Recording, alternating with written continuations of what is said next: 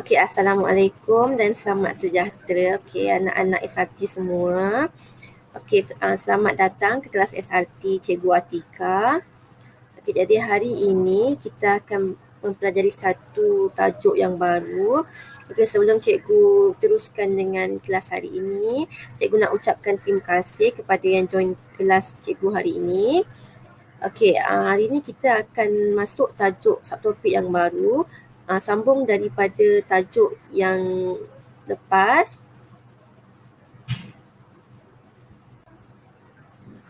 Okey, kita sambung tajuk daripada minggu lepas, iaitu tajuk sanitasi dalam penyediaan dan penyediaan makanan. Okey, subtopik pada hari ini adalah amalan menjaga kebersihan dan keselamatan makanan. Okey, dalam tajuk amalan ni kita akan mempelajari 3 standard pembelajaran, iaitu yang pertama, menyatakan maksud pencemaran makanan, pencemaran silang dan keracunan makanan.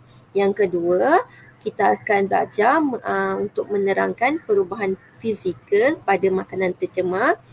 Dan yang ketiga adalah mengklasifikasi jenis pencemaran makanan. Jadi hari ini adalah 3 standard pembelajaran yang awak akan pelajari. Okey, cikgu teruskan dengan pembelajaran kita. Okey, kalau ikut pada standard pembelajaran yang pertama tadi, kita akan mempelajari tentang maksud. Okey, ada 3 maksud yang perlu awak tahu dekat sini. Okey, yang pertama maksud pencemaran makanan. Okey, pencemaran makanan ni adalah kehadiran benda asing ke dalam makanan yang menyebabkan makanan tersebut tidak selamat dimakan. Okey, seperti yang awak tahu, apabila makanan yang dimasak mengandungi benda-benda asing, seperti contoh macam rambut,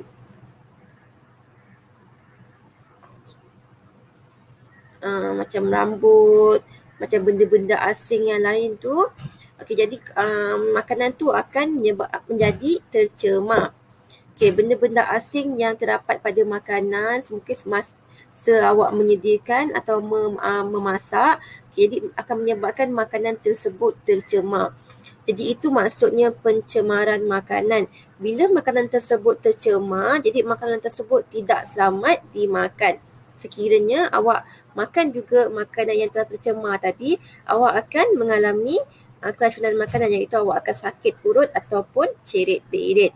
Okey, jadi pencemaran makanan adalah kehadiran benda asing seperti contoh rambut ataupun kaca ataupun bahan-bahan benda asing yang lain yang menyebabkan makanan tersebut tidak selamat dimakan.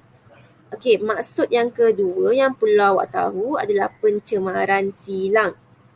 Okey, pencemaran silang maksud dia adalah pergerakan fizikal atau pemindahan bakteria berbahaya daripada seseorang, objek atau tempat ke tempat lain. Okey, nama pun silang, pencemaran silang, so mestilah pergerakan bakteria tu daripada satu tempat ke satu tempat yang lain. Okey, contoh cikgu bagi kat sini. Okey, sekiranya orang yang memasak makanan ataupun orang yang menyediakan makanan tu mengalami sesama ataupun batuk. Jadi apabila orang tersebut menyediakan makanan, jadi mungkin bakteria yang wujud daripada sesama, batuk, mungkin dia bersin semasa menyediakan makanan ataupun dia batuk semasa menyediakan makanan. Jadi bakteria ataupun virus daripada penyakit sesama ataupun batuk tu akan berpindah pada makanan, menyebabkan makanan tu tercemar. Itu contoh untuk pencemaran silang.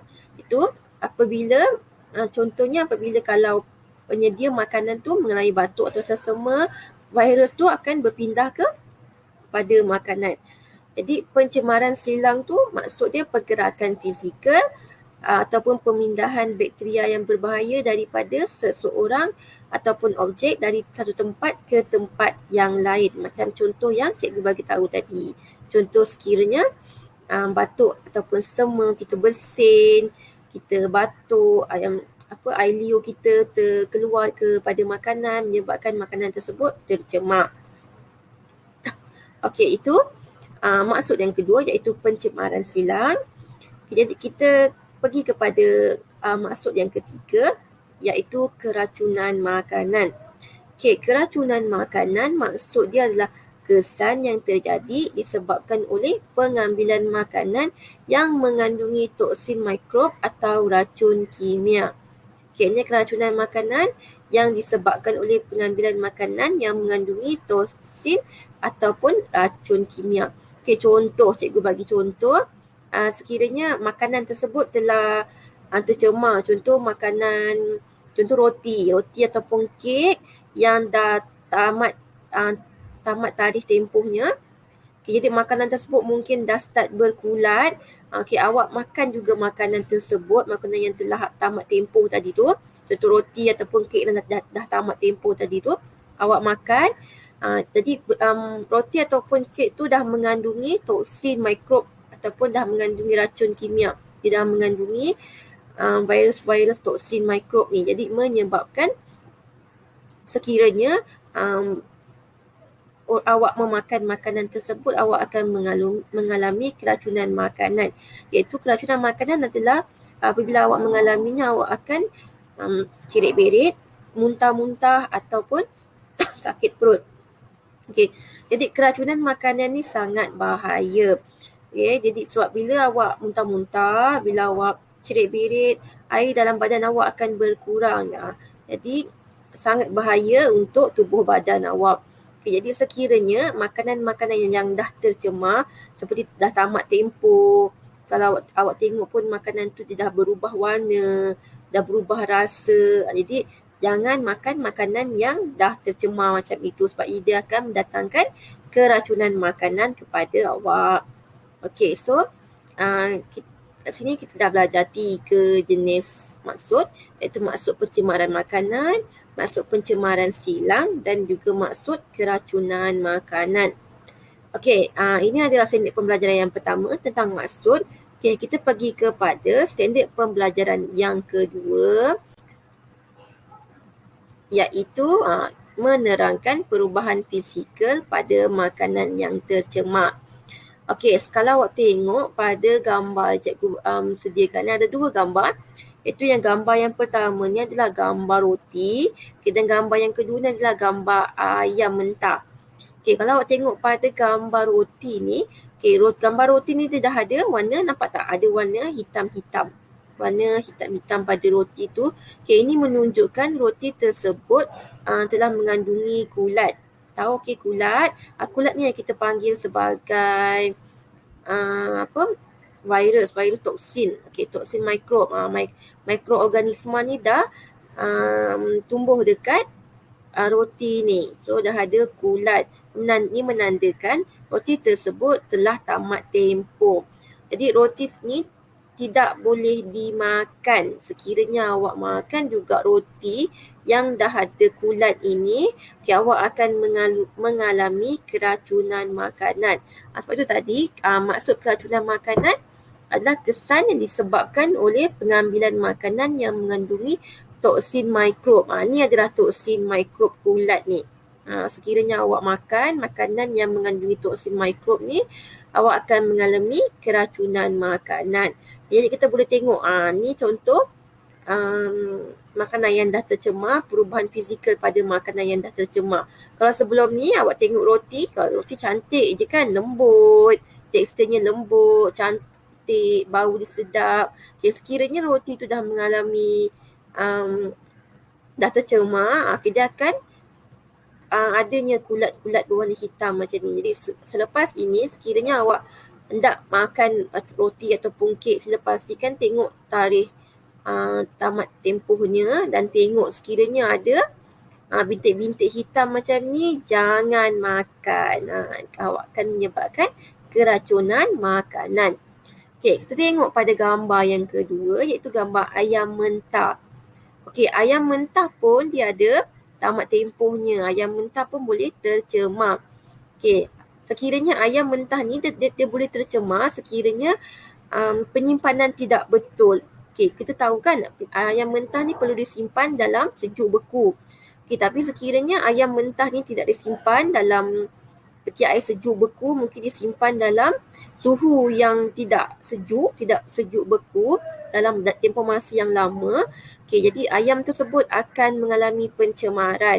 Tengok perubahan warna pada ayam tu. Kalau sebelum ni, kalau ayam yang segar, dia berwarna putih bersih.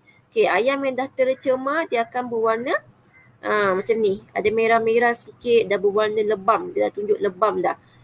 Dia merah-merah macam ni. Okay, jadi ini menunjukkan ayam ni dah tercemar. Jadi sekiranya awak tengok ayam yang dah berwarna macam ini, okay, awak dah tak boleh gunakan ayam ni lagi sebab ayam ni dah tercemar. Jadi sekiranya awak makan juga ayam yang dah tercemar ni, okay, awak akan mengalami keracunan makanan. Okey, ini baru 2 contoh yang cikgu tunjuk, iaitu contoh roti dan contoh ayam. Ada banyak lagi contoh makanan yang dah tercemar. Banyak lagi contoh perubahan fizikal pada makanan yang tercemar. Perubahan daripada segi warna, daripada segi bentuk, daripada segi rasa. Tu nanti kita akan cari sama-sama banyak lagi jenis perubahan fizikal pada makanan yang tercemar. Okey, seterusnya kita pergi pada standard pembelajaran yang ketiga.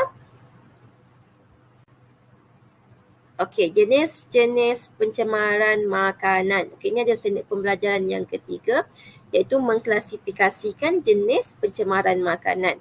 Okey, jadi jenis pencemaran makanan ada 3 jenis pencemaran makanan. Okey, awak kena tahu tiga jenis pencemaran makanan ni. Okey, jenis pencemaran yang pertama adalah fizikal. Jenis pencemaran yang kedua kimia dan yang ketiga biological. Okey, kita akan pergi satu persatu jenis pencemaran makanan ni dengan lebih detail. Okey, kita pergi kepada jenis pencemaran makanan yang pertama iaitu fizikal. Okey, nama pun fizikal. Jadi pencemaran makanan fizikal adalah makanan yang mengandungi benda asing seperti rambut, kaca dan kertas. Okey, sekiranya makanan tersebut mengandungi benda asing seperti ni, rambut, kaca dan kertas, okey, makanan tu kita panggil dia sebagai pencemaran makanan fizikal.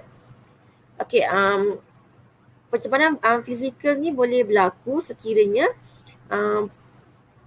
penyedia makanan tu tidak mengamalkan kebersihan semasa menyediakan makanan. Okey, mungkin dia tidak memakai topi ataupun tidak memakai penutup kepala semasa menyediakan makanan, menyebabkan rambut dia gugur dekat makanan dan dia tidak mengamalkan kebersihan yang betul dan menyebabkan mungkin kertas yang terdapat daripada pembungkusan makanan boleh masuk ke dalam makanan. Itu kita panggil sebagai pencemaran makanan fizikal. Okey, kita pergi kepada yang kedua iaitu kimia. Okey, pencemaran makanan kimia berlaku apabila makanan bercampur dengan bahan kimia seperti racun serangga, bahan pencuci dan racun rumpai. Okey, keadaan ini boleh berlaku sekiranya penyedia makanan tidak mengamalkan kebersihan. Okey, mungkin semasa dia membersihkan pinggan ataupun membersihkan periuk menggunakan sabun pencuci tu tidak bersih. Jadi mungkin bekas-bekas sabun pencuci tu masih ada dan bercampur dengan makanan yang disediakan. Jadi menyebabkan pencemaran kimia berlaku. Okey, dan yang kedua, pencemaran bahan kimia boleh berlaku juga apabila makanan tersebut mengandungi bahan aditif seperti pengawet makanan yang berlebihan. Okey, contoh pewarna makanan. Contoh biasanya kita pewarna makanan ni digunakan untuk membuat kuih, membuat agar-agar, kek. Okey, sekiranya pengawet makanan ni digunakan secara berlebihan, okey, sebab pengawet makanan ni tidak bagus untuk digunakan secara berlebihan sebab dia adalah bahan kimia. Sekiranya digunakan secara berlebihan, itu akan menyebabkan makanan tersebut mengalami pencemaran makanan kimia. Okay, pewarna makanan juga adalah salah satu jenis bahan aditif yang tidak bagus. Okay, pewarna makanan yang berlebihan. Contoh awak buat kuih agak-agak. Awak letak pewarna yang banyak. Tu awak nak warna kuning, warna merah. Awak letak dalam kuantiti yang banyak pun tidak bagus. Dia juga akan menyebabkan pencemaran makanan jenis kimia. Okey, seterusnya kita pergi kepada pencemaran biologikal. Okey, pencemaran biologikal ni apabila makanan tu mengandungi virus, bakteria dan fungi. Ini yang tadi cikgu tunjuk tadi tu, contoh roti tadi kan. Roti yang dah mengandungi kulat, itu adalah sejenis makanan, sejenis pencemaran makanan biologikal. Ini akan berlaku apabila makanan tersebut sudah lama dan tidak boleh dimakan lagi, ataupun penyimpanan makanan tersebut yang tidak betul.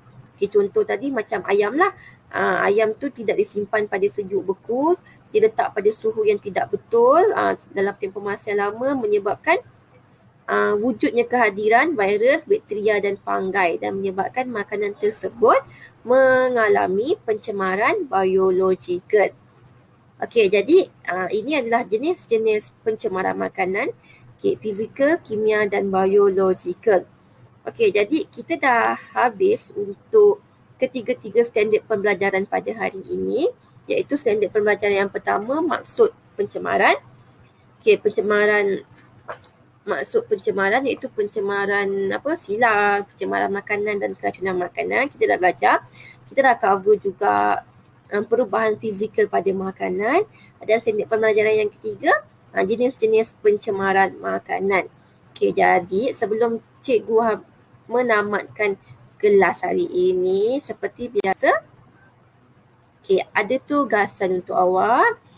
Untuk tugasan yang pertama, sila buat nota untuk tajuk amalan menjaga kebersihan dan keselamatan makanan. Sila buat nota untuk tajuk yang awak dah pelajari hari ini. Dan tugasan yang kedua, cari 5 gambar contoh perubahan fizikal yang berlaku pada makanan tercemar. Tadi kalau pada standard pembelajaran yang kedua, cikgu ada tunjukkan 2 contoh gambar, iaitu gambar roti dan gambar ayam. Cikgu nak awak cari 5 lagi gambar. 5 lagi gambar contoh macam yang cikgu tunjuk tadi, roti yang dah berkulat, ayam yang dah tercemar. Cikgu nak awak cari 5 contoh gambar perubahan fizikal yang berlaku pada makanan tercemar. Banyak lagi contoh ya, awak Google je.